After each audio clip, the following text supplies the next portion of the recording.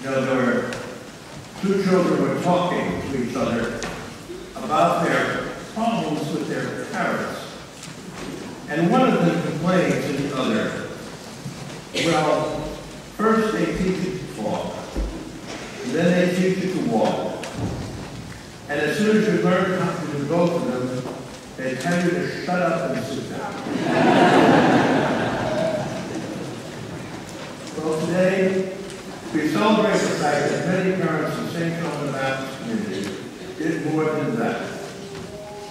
50 years ago, they started taking the words of Jesus in today's gospel to heart. Let the children come to me. Do not prevent them from the kingdom of God, for the kingdom of God belongs to such as these.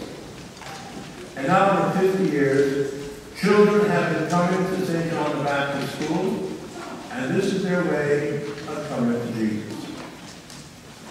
Now, I once heard a preacher ask, have you ever asked yourselves why God designed the world so that the human race multiplied by having babies that take years to become adults? Why didn't God design the human race so that we can multiply like earthworms? One adult splits to become another adult. That could have been done, it could have been done that way, or another way. Why did God ordain that there be children, not just adults? Well, it says, children stand for something. They represent something. They signify something bigger than ourselves. They stand for the kind of dependence and helplessness and need and insufficiency and faith that is required of adults to enter the kingdom of God. To such as these belong to the kingdom of heaven, as our gospel reminds us. That is the meaning of their unique existence. They point the way to heaven, because the kingdom of God belongs to such as these. In 1962, the members of St. John the Baptist community started the process to nurture the faith of their children by sending them to the parish school. The building itself was done in several stages. Msgr. Lyon, who was the founding pastor of the parish, was very astute man financially. Those of us who remember him will acknowledge that very well. He built all this very, very beautifully. He decided that building a school for 8 elementary grades all at one time would not be financially possible. So when the school opened in 1962, there were only 4 classrooms in the school. 2 of them were unfinished. So what we are right here, underneath us right here is first and second grade. The architect of the parish, John Ray, who had a child in the second grade at the school, took advantage of the slope of the hill on which the church was constructed and built the first 4 classrooms under the church. And then 4 sisters of the Service of the Holy Heart of Mary arrived just at the school, and they became the first faculty. Sister Virginia Marie Dirk assumed the position of principal and also taught the first grade. Sister Margaret Ann taught the second grade, and 2 other sisters who joined in the convent were attending classes at Catholic University. Now, when the first 4 grades were full, 4 years later, obviously they needed to expand. So 4 more classes were added in 1966. And a year later, Msgr. Lyon convinced Cardinal Boyle, the Archbishop of Washington at the time, and the Archdiocesan Building Committee, that it was time to finish the proposed building projects in the parish. Get everything done, even though the parish would have to be in debt for nearly $1 million. Father Lyon had enough confidence in the generosity of the parishioners and persuaded the Archbishop to allow the project to go on to completion. Now, some of you will remember that Msgr. Lyon could be a little sly on the side, and especially when presenting projects in the Archdiocese for approval. He would approve one thing, and then somehow it always got expanded. So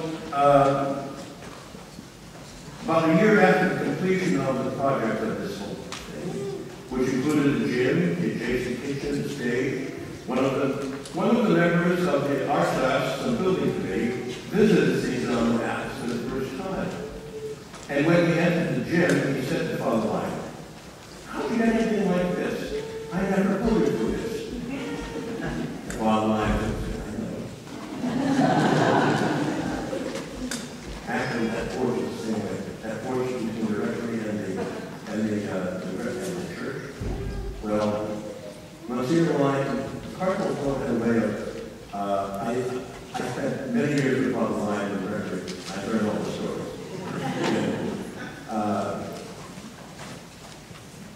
Cardinal was someone who was not as fond of air conditioning. Okay? Father Lyon centrally air conditioned rectory, and he wanted that porch. And so they were arguing over, and so he said, Cardinal said, "Well, I'll give you one. Choose one. Porch or air conditioning." It was air conditioning. Okay? Later, when the Cardinal came to dedicate the church was the school, of course, was built. Okay? And so the Cardinal was very good about that. He said, as long as you pay for something, you did money. When he was coming through the porch, he said, "This man, I'm very nice porch." And it was paid. But anyway, all the part of the program, by the way, that time program was the church. This was sanctuary where we're right now. The church was in right here. And then these transepts were open, and everything was built as it is now. This beautiful sanctuary was built. And when it was started in 1962, St. John's School did not have a kindergarten, and one was not in plan. However, in 1993, we were able to add kindergarten to the school. The Lion Center had been recently built, and room number 4 of that building was set aside and made into kindergarten. It was a bit cramped, but it worked out. Mrs. Lucy, the kindergarten teacher, she made things work. Finally, with the construction of the parish center that connected with the south side of the church on that side, we were able to build and furnish a true kindergarten classroom, as well as a new and large library, as well as we have a nicely furnished art room for the school. But schools are not just buildings. They depend on a dedicated and intelligent staff. In all the years, there have been only 5 principals at St. John the Baptist School. Sister Virginia Reserve, 1962-66. Sister Catherine Bartlett, from 66 to 71. Mr. Leo Klagos, from 71 to 72. Peggy Spaulding, from 72 to 92. Marianne Moore, from 92 to present. The sisters of the most holy heart of Mary continued to be a spiritual presence in the school until the year 2000, when the part of their Sister Mary Catholic. Now, throughout its history, however, the commitment to the spiritual and intellectual growth of the students has been in the hands of very competent, dedicated lay teachers. All of this has been witnessed by the designation of St. John the Baptist School as a National Provision School by the U.S. Department of Education in 2011. One of the great strengths of the school, however, has been the fact that for 40 years there have only been 2 principals, Peggy Spaulding and Marianne Moore. They're 2 very creative, compassionate, and competent principals, and they've given this school a great deal of strength, a great deal of tradition, and it's great for what it is now. It's greatly due to these 2 women. In our gospel we hear today, "Let the children come to me, for to such as these that the kingdom of God belongs." Jesus speaks to us today in that gospel. The kingdom of God is essential to the teaching of Jesus and refers to the reality and the presence of God in the world and today and in our lives, as well as the future. If we look at the ministry of Jesus, we might perceive that it is basically the school. The apostles, the other disciples, were all learning. Everything he took in was teaching. Just as the students of St. John the Baptist schools are learning about the kingdom of God, so his disciples learned about the kingdom of God. In St. Matthew's Gospel alone, Jesus is called a teacher 46 times. It is the title most commonly associated with him and his first disciples. So what did Jesus teach? In the villages, hills, and valleys of Galilee, he taught people that the kingdom of God is dawning in their midst. He spoke of the kingdom of God as healing for the sick, hearing for the deaf, new sight for the spiritually blind, good news for the poor. He revealed the fact that people can have a deeper communion with God in their everyday lives, in all the realities that they face day by day. In the Gospel, I made a check of St. Matthew's Gospel. Just in St. Matthew's Gospel alone, Jesus speaks of a lot of things so that people will understand the communion of God in his minutiae. He speaks of mothers, fathers, husbands, wives, widows, sons, daughters, children, alms, bankers, burglars, debts, deposits, employment, merchants, money, gold, silver, purses, taxes, tenants, fees, wages. He speaks of birds, cattle, children, donkeys, fish, foxes, goats, hens, oxen, pigs, sheep, and estates. He speaks of corn, fields, figs, flowers, grapes, loaves, logs, plants, reeds, roots, salt, seed, thistles, thorns, trees, vineyards, weeds, wheat, and harvest.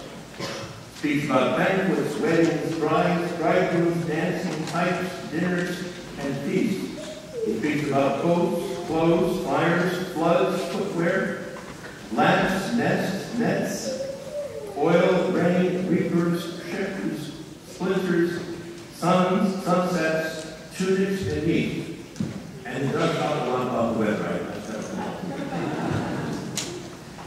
Jesus taught people in his own time that the kingdom of God is in their midst.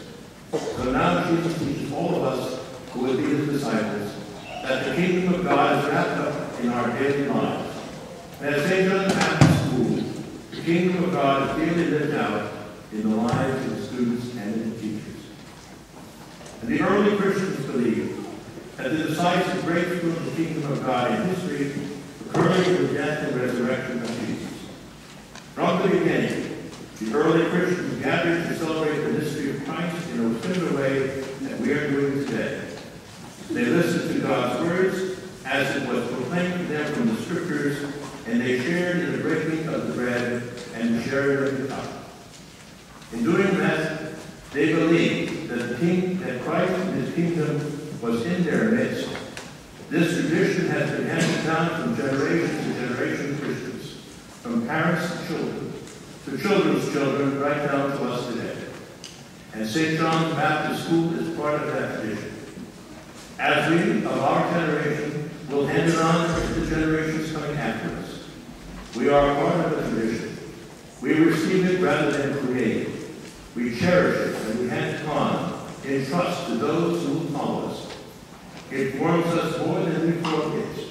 He gives us our life. It gives our lives a story. Gives our lives a texture and a value that is more than the story of our own lives, more than the texture of our own experience, more than the values that we could work out by ourselves. Thus, the reality of the tradition becomes central to the Christian identity today, Catholic identity today. It is the bedrock of Catholic schools, such as St. John's. It is like a sensible person mentioned by Jesus in the Gospels, who built a house on rock. The rain, floods, and storms that inevitably come will not prevail. Schools that are embedded in the Catholic tradition, such as St. John's Baptist School, will survive. And they seek to live out in the presence of the kingdom of God for our times. And they are part of the lives of this parish community and the life of the church in general. In the course of being educated in a school like St. John's, the kingdom of God as presented by Christ includes a process of academic growth and a search for the truth in all facets of life. In learning, there is no subject that does not have perspective from the from Catholic values. For instance, any study of history of the United States and of the state of Maryland would be incomplete without an extensive study of the role played by the Catholic Church from the beginning. We celebrate Maryland Day on March 25th every year. Why? Because that is the Feast of the Annunciation, and on that day, in 1634, Father Andrew Wright and the other pastors of the Ark of the Dove, most of whom were Catholics evading religious persecution for their faith in Great Britain, they landed on St. Clement's Island in the Potomac River. Father White celebrated Mass, which was the first Mass ever celebrated in the 13 colonies. And in the area of science, the St. John's and other Catholic schools did not teach their students how to study evolution and relate it to the teaching of creation, we would then be failing them. In the area of environmental studies, the theology of stewardship of creation is a must-do for Catholic schools. The SJB Pollinator Garden is one of our school's ways of teaching life sciences and following through on the nature of stewardship of creation. It was originally created in memory of Mrs. Peggy Spaulding, who had been the school principal for 20 years. The garden is now certified as a wildlife habitat by the National Wildlife Federation. And if we teach technology, all about computers and everything else that the modern world requires, but we don't accompany it with a sense of Catholic ethics, well, we fail them if we don't do that.